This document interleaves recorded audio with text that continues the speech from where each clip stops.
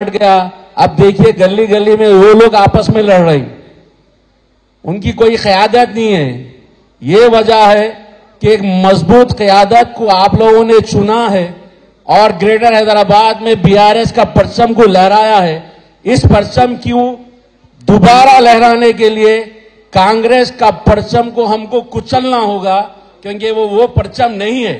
और दूसरी बात, यहां पर जो आने वाले इलेक्शन में जो किशन रेड्डी साहब खड़ेंगे, दावा कर रहे हैं टिकट मिलने के बाद, आपको मैं बता दूं कि आप लोगों के सामने आप पूरी बीजेपी पार्टी में एक ऐसा लीडर बताइए जो मंदिर बनाया है। मंदिर के नाम पे वोट लेने तो आ रहे हैं, मगर एक लीडर बताइए। आपके सामने विष्णुवर्धन रेड्डी है, जिनकी तामीर गोदाम मंदिर पे आप सब जाते हैं। आपको ये लीडर चाहिए या वो लीडर चाहिए जो आपको गुमराह कर रहे हैं? आपको बताना होगा कि ये सेक्युलर स्टेट है। आप देख रहे हैं हाल ही दिनों में जो गवर्नर का जो रोल हो रहा है कांग्रेस की तरफ, आरएसएस के टिल्लू की तरफ जो रोल आ रहा है, ये हाई कमांड जो बीजेपी का दिल्ली बैठ के गवर्नर को इशारा करा है कि आने वाले इलेक्शन में वो किसका साथ देना चाह रहे हैं। आप जानते हैं बीजेपी कांग्रेस दो अलग नहीं है।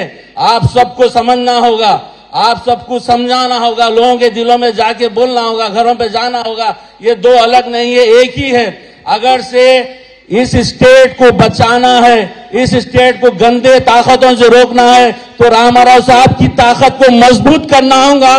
पार्लियामेंट में तेलंगाना की आवाज को पहुंचाना होगा।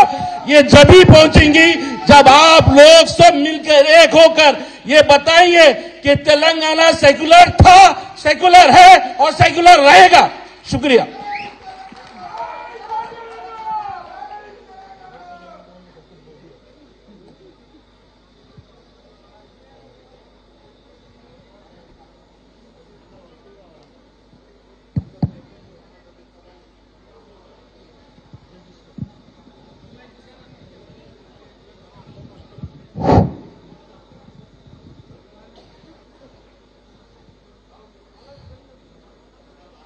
అన్న పోయినాక కూడా మీటింగ్ ఉంటుందన్న, అన్న పోయినాక కూడా మీటింగ్ కంటిన్యూ అవుతుంది కాబట్టి దయచేసి